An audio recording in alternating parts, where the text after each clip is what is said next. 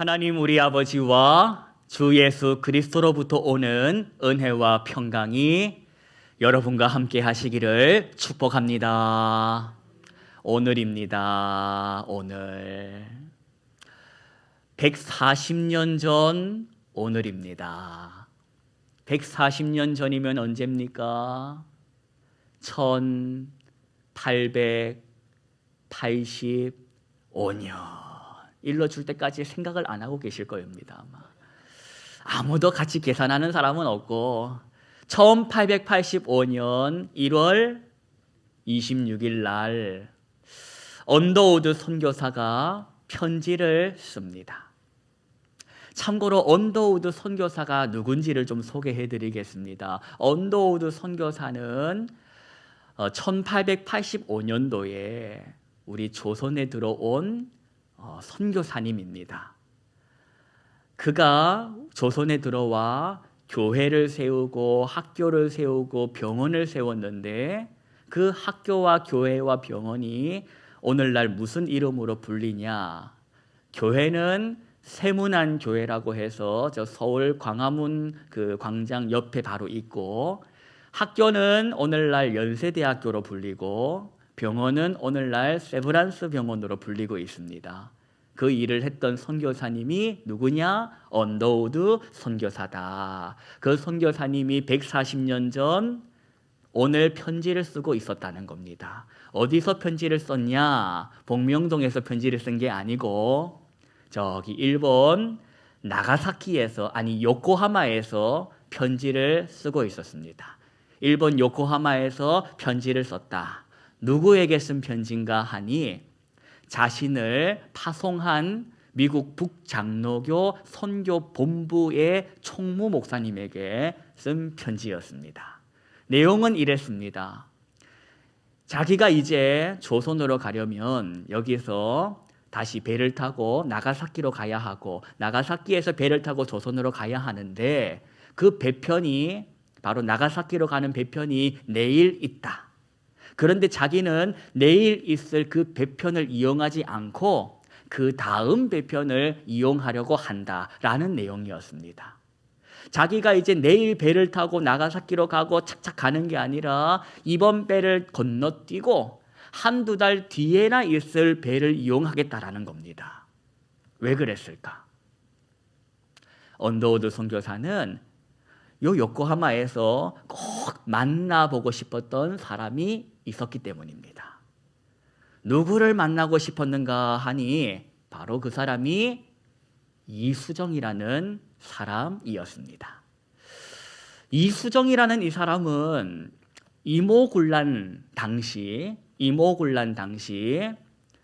궁궐을 점령했던 그 병사들, 그 험악한 분위기 속에서 명성황후를 안전하게 궁궐 밖으로 또 안전한 장소까지 이렇게 모신 그 일에 함께했던 사람입니다. 그래서 그 공을 인정받아 가지고 일본에 유학을 올 수 있게 되었다. 그렇게 일본에 와서 공부를 하던 차에 한문으로 된 성경책을 읽게 된 것입니다. 신문물이니까. 그러다가 성경을 통해서 하나님의 은혜를 경험하게 되었다는 겁니다. 그러자 이 이수정에게 있어서 이제 학문은 의미가 없어. 내가 지금 학문을 공부할 게 아니라 내가 해야 할 일이 생겼어 하고 자기가 받은 그 일을 하기 시작한 겁니다. 무슨 일을 했냐?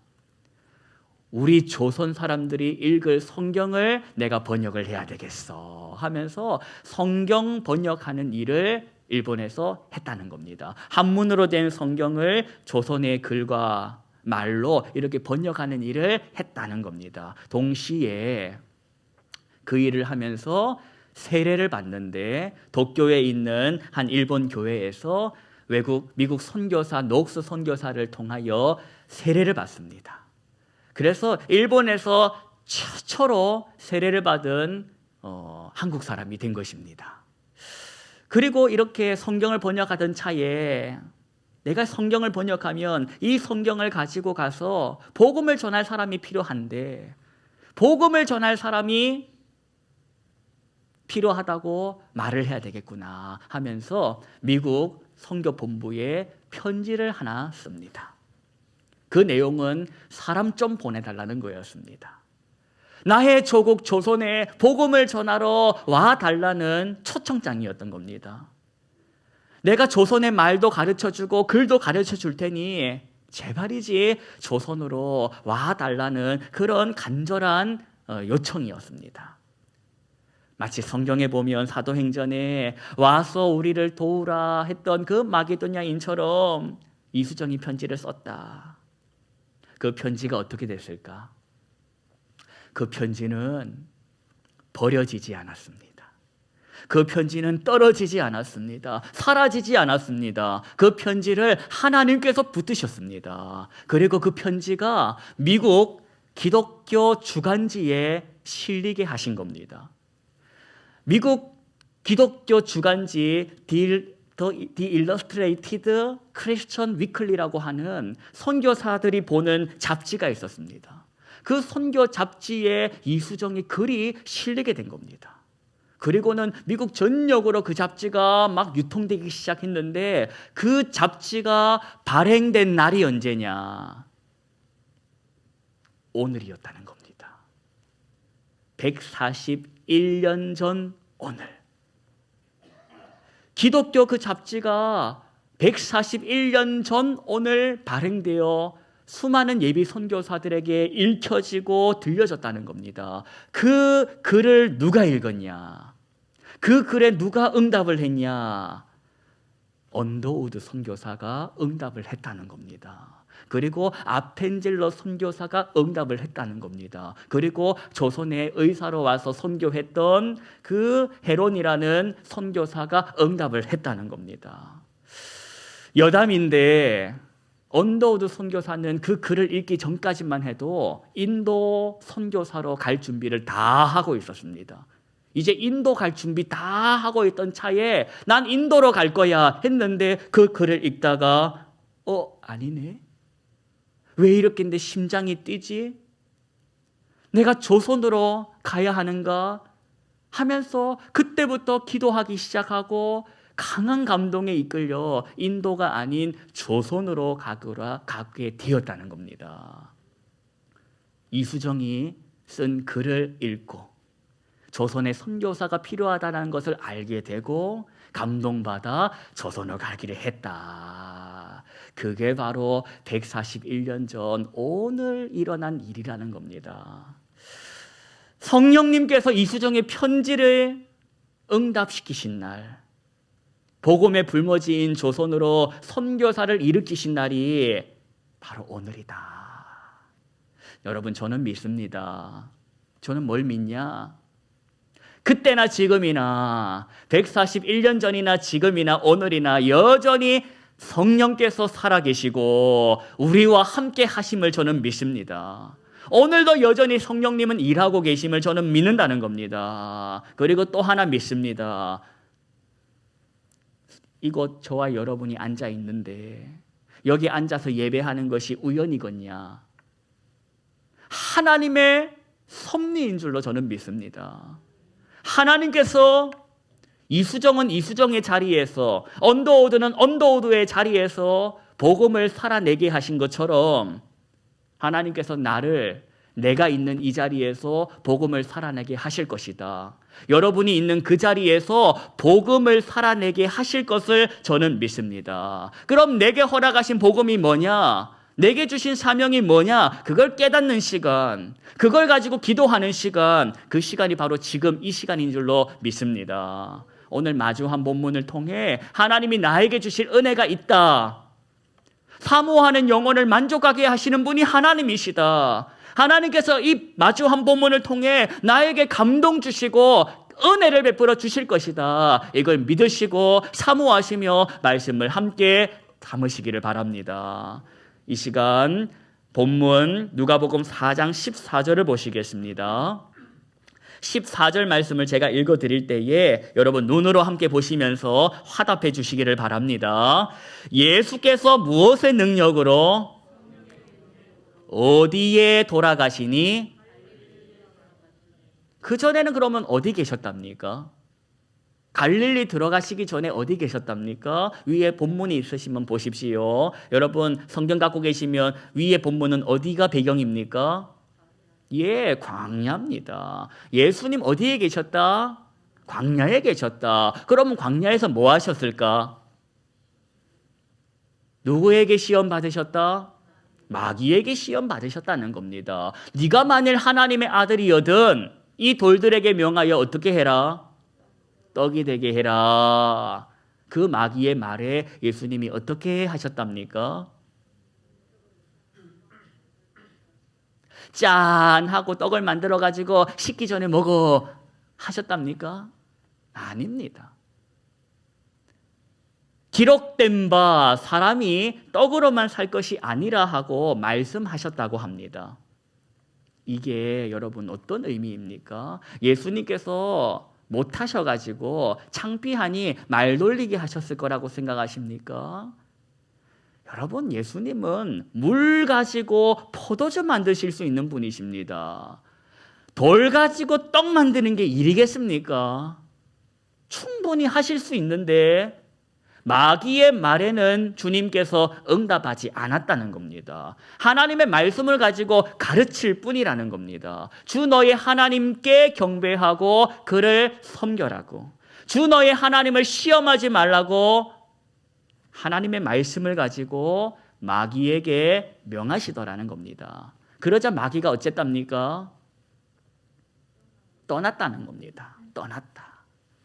예수님의 제자가 된 것이 아니라 떠났다. 따랐다가 아니라 떠났다. 그리고 예수님도 이제 그곳 광야의 시간을 정리하시고 오늘 본문을 보니까 어디로 오셨답니까? 예, 갈릴리. 그리고 15절을 보십시오. 친히 회당에서 가르치셨다고 합니다. 그리고 그렇게 가르치실 때에 무슨 사람들로부터 뭘 받으셨다? 같은 말로 하면 칭찬. 같은 말로 하면 영광을 받으셨다는 겁니다. 그리고 16절을 보십시오. 이번에는 예수님께서 어딜 오셨답니까? 예, 나사렛. 16절에 보시니까 나사렛이라는 곳은 예수님에게 어떤 곳? 어떤 곳? 자라나신 곳. 쉽게 말하면 고향이다. 고향에 오셨다는 겁니다. 그리고 안식일마다 늘 하시던 대로 어디 가셨다? 예. 그런데 들어가셔가지고 뭐 하셨답니까? 성경 읽으려고 서 계셨답니다. 여러분 이게 의미하는 건 예수님께서 그날 그 회당에 성경 봉독자로 그리고 설교자로 미리 초청 받으셨다라는 걸 의미합니다. 왜냐하면 아무나 누구나 질서 없이 회당 와가지고 성경 읽을 수 없었습니다. 설교할 수가 없었습니다. 순서 맡을 수가 없었습니다. 그러니 설교자로 봉독자로 주님께서 성경 읽으시고 하셨다라는 건 미리 초청받았다는 걸 의미하는 겁니다. 그렇게 예수님께서 회당에 들어가서 성경 읽으려고 서실 때에 성경을 예수님께 전해준 사람이 있었답니다. 그가 예수님께 17절 보니까 어떤 글? 예, 쉽게 말하면 이사야서를 예수님께 전해드렸다는 겁니다. 여러분 이걸 또 이해하려면 회당 예배의 전통을 알아야 합니다. 회당 예배의 전통. 그 당시 회당에서는 미리 정해진 본문을 읽는 게 전통이었습니다. 예수님께서 이사야의 글을 미리 정해 오신 게 아니라 그때마다 절기력이 있었고 그 절기력에 따라 읽어야 할 본문이 다 이미 정해져 있었다는 겁니다. 그리고 그 초대교회의 전통, 그 회당 예배의 전통이 초대교회로 이어졌고 그 초대교회 전통이 오늘날까지 이어지고 있습니다. 이게 이해가 되십니까? 세계 개혁 교회가 연합으로 사용하고 있는 공동 성서 정과라는 게 있습니다. 공동 성서 정과. 쉽게 말하면 성경 읽기표가 있다는 겁니다. 세계 개혁 교회가 연합으로 쓰는 성경 읽기표가 있다. 참고로 우리 교회는 바로 그 성경 읽기표에 따라서 설교를 합니다.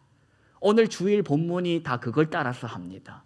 제가 하고 싶은 본문 임의로 하는 게 아니라 그 세계연합교회가 쓰는 스케줄 따라 하는 겁니다. 지난주도 그랬고 그 지난주도 그랬고 예수님의 생애를 따라 구성된 교회력을 의지해서 미리 정해진 본문이 있다는 겁니다. 오늘 1월 26일이 우리 교회만 누가복음 4장 하는 게 아니라 세계의 시선으로 보면 수천의 교회가 이 본문 가지고 설교한다는 겁니다. 그렇게 예수님도 회당에서 미리 정해진 본문을 받으셨고 읽으셔야 했는데 그 말씀이 어떤 말씀이었는지 나와 있습니다. 누가복음 4장 18절하고 19절 보십시오. 저와 여러분이 이 두 구절의 말씀을 함께 합독하시겠습니다. 주의 성령이 내게 임하셨으니 이는 가난한 자에게 복음을 전하게 하시려고 내게 기름을 부으시고 나를 보내사 포로된 자에게 자유를 눈먼 자에게 다시 보게 함을 전파하며 눌린 자를 자유롭게 하고 주의 은혜의 해를 전파하게 하려 하심이라 하였더라. 그리고는 책을 덮어 맡은 자에게 주시고는 어쩌셨답니까? 앉으셨답니다. 이건 또 뭘 의미하냐? 설교자의 자리로 가서 앉으셨다는 겁니다. 당시 설교자는 설교자 전용 의자가 있었고 거기에 앉아서 설교를 했습니다. 그래서 예수님이 그 자리에 가셔서 앉으셨을 때 20절 첫머리를 보니까 회당에 있는 자들이 다 어쨌답니까? 다 주목하여 본 겁니다. 이게 무슨 의미겠습니까? 아, 이제 설교 시작하시네 하고 쳐다봤다는 겁니다. 그때 자기를 주목하여 보는 자들에게 예수님께서 딱 한 말씀 하시고 설교 끝 하셨습니다. 그 말씀이 뭐냐? 21절. 이 글이 언제? 오늘. 어제도 아니요. 내일도 아니요. 언제? 오늘 너희 귀에 응했다. 이사야 선지자가 예언한 말씀이 이루어졌다. 언제 이루어졌다? 오늘 이루어졌다 하고 선포하시더라는 겁니다. 그러자 무슨 일이 일어났냐? 사람들이 놀랬답니다. 그런데 여러분, 놀랬을 뿐 이 사람들이 자기들 눈앞에 있는 이 예수가 메시아라는 걸 알아보지를 못했다는 겁니다. 그토록 기다려왔던 그리스도, 같은 말로 메시아가 이분인지를 알아보지를 못했다는 겁니다. 그분의 음성을 듣고 있다는 걸 깨닫지 못했다는 겁니다. 그걸 모르면 어떻게 사는지 아십니까? 예수님을 알아보지 못하는 인생은 오늘이라는 시간을 어떻게 사는 줄 아십니까? 이 뒤에 말씀을 쭉 보시면 이들이 예수님께 화를 냈답니다. 그리고는 예수님을 쫓아냈답니다. 심지어 예수님을 어떻게 하려고 했답니까? 낭떠러지에 떨어뜨려 죽이려고 했다고 합니다. 예수를 알아보지 못하는 사람의 인생의 하루는 뭐냐? 사람 살리는 데 하루를 쓰지 않고 사람 잡는 일에 하루를 쓴다는 겁니다. 오늘 하루를 살아도 어떻게 사냐? 나를 위해서, 나의 유익을 위하여 길을 쓰고 용을 쓰고 산다는 겁니다. 다른 사람 안중에도 없이, 하나님의 영광은 안중에도 없이. 누가 그렇게 사는가? 예수를 영접하지 못한 인생의 삶이 바로 그렇다는 겁니다. 자기의 유익을 위하여 산다. 여러분, 예수님께서 이 땅에 오신 이유가 뭔지 성경은 뭐라고 설명하고 있습니까? 제가 오늘 본문을 의지해서 여러분께 질문을 하나 드리겠습니다. 주의 성령이 예수님에게 임한 이유가 뭘까? 18절에 보시면 뭐 때문이랍니까? 왜 성령께서 주님께 임하셨답니까? 가난한 자에게 어쩌고? 그래서 기름을 부으셨다는 겁니다. 그래서 예수님께서 이 땅에 오셨다는 겁니다. 포로된 자에게 뭐 주시려고? 눌린 자 어떻게 하시려고? 눌린 자 자유롭게 하시려고. 눈먼 자는 다시 보게 하시려고. 주님의 은혜의 해를 전파하러, 선포하러 누가 오셨다? 예수님 오셨다는 겁니다. 그러면 그 예수님을 향하여 주님이라고 말하는 나는 어떻게 살아야 할까? 주님처럼 살아야 한다는 겁니다. 나도 주님처럼 주님 닮아 살아야 한다는 겁니다. 포로된 자에게 있어서 자유는 뭐냐? 기쁨입니다. 와, 해방이다. 눈먼 자가 다시 보게 되면 기쁨입니다. 눌려있는 자가 자유를 얻으면 기쁨입니다. 오늘 이 하루 내가 누군가를 만나면 그 누군가를 기쁘게 해야 한다는 겁니다. 내가 누군가를 만나면 누군가를 슬프고 아프고 뒤집어 놓는 인생이 아니라 그를 기쁘게, 내가 가진 것으로 기뻐하게 하는 것이 아니라 내 안에 계시는 성령이 유통하심으로 그분에게 하나님의 은혜가 흘러가 그 사람이 기뻐지는 그 삶을 살아야 한다는 겁니다. 이게 복음적인 삶이라는 겁니다. 여러분, 저는 저와 여러분이 바로 이 복음적인 삶을 살기를 원합니다.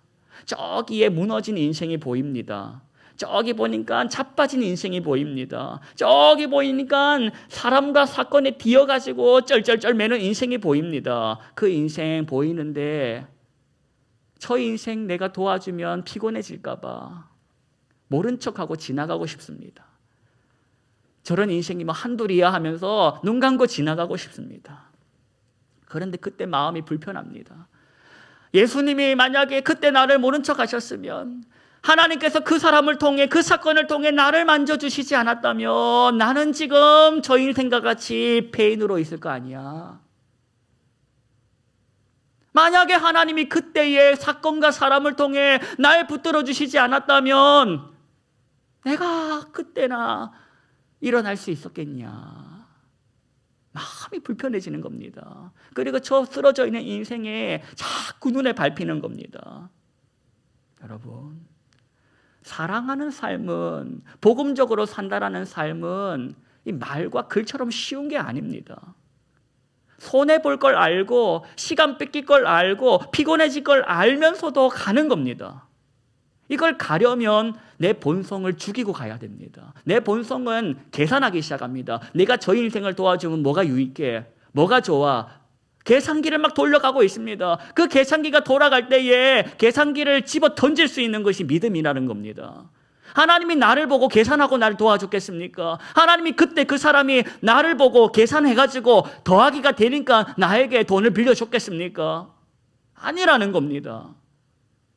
저 인생 볼 때에 계산기가 돌아가면 집어 던지고 십자가 붙들고 가는 것이 믿음이라는 겁니다. 그걸 내가 살아내야 한다는 겁니다. 나더러 그걸 살아내라는 겁니다. 평생 죽을 때까지 이기적으로 살다가 올래? 너의 주님은 그런 분이 아니야. 너의 주님을 알아라, 닮아라, 그리고 살아라 하는 것이 오늘이라는 이 시간에 주어진 우리의 삶인 겁니다. 그걸 가르치는 것이 있고 그걸 함께 훈련하는 것이 있습니다. 그게 어디냐? 그게 교회입니다. 이런 거를 밖에서 배우는 것이 아닙니다. 성경을 밖에서 배웁니까? 교회 와서 배우지. 이런 걸 함께 훈련하고 연습하고 격려하는 겁니다. 그래서 히브리서 10장 24, 5절에 말씀하십니다. 서로 돌아보아서 사랑과 선행을 격려하면서 모이기를 패하는 어떤 사람들의 습관과 같이 하지 말고 오직 권하여 그날이 가까움을 볼수록 더욱 어째라? 더욱 그리하랍니다. 모이기에 힘을 쓰라고 하십니다. 그런데 모여서 어떤 힘을 써야 하는가? 사람 살리는 일에 힘 써야 합니다. 모여가지고 힘을 써야 하는데 어떤 일에 힘을 써야 하냐? 기쁨을 전하는 일에 힘을 써야 한다는 겁니다. 그 힘을 우리가 함께 모아서 하는 겁니다. 늘 예배 시간마다 마지막에 제가 목청을 다해 외치는 소리가 있습니다. 삶의 예배는 지금부터니까 뭐 해라는 겁니까? 승리하라는 겁니다. 여기서 앉아서 예배 드리는 건 시작인 겁니다. 끝이 아니라 시작. 이제 삶의 예배가 시작되는 겁니다. 이 한 주간 저와 여러분이 삶의 선교지라는 곳에 나아가지고 뭐 하고 살아야 하나? 이 복음적인 삶을 살아야 합니다. 쉽게 말해서 예수님을 닮아야 한다는 겁니다. 그렇게 사시라고 축복하고 보내는 겁니다. 오늘이 뭐냐? 오늘 나에게 있어서 오늘이 뭐냐? 이 복음적인 삶을 훈련해 보라고 주신 시간인 겁니다. 141년 전 이수정이라는 사람은 사람 살리기 위해, 자기 조국을 살리기 위해서 시간을 쓰고 살았고, 141년 전 언더우드라는 사람은 사람 살리기 위해서 준비하는 일에 하루를 썼고 141년이 지난 오늘 나는 그럼 무슨 일을 위해서 시간을 쓸 거냐? 우리에게 주어진 물음표라는 겁니다. 넌 사람 살리는 일에 시간 써야지. 사람 세우는 일에 시간 써야지. 그러라고 내가 널 구원했단다. 하나님의 마음을 알아서 그 일에 우리가 시간 쓰고 살아보자는 겁니다. 어디 구원받을 인생 없나? 옛날에 나 같은 인생 없나? 손 내밀어줘야 할 인생 없나? 찾아봐야 한다는 겁니다. 그 마음이 하나님의 마음이다. 이제 맞이하는 이 한 주간 명절 연휴라고 해가지고 평소에 잘 만나지도 않는 사람도 만나게 될 것이고, 그러면 좋은 사람도 만나겠지만 불편한 사람도 만날 겁니다.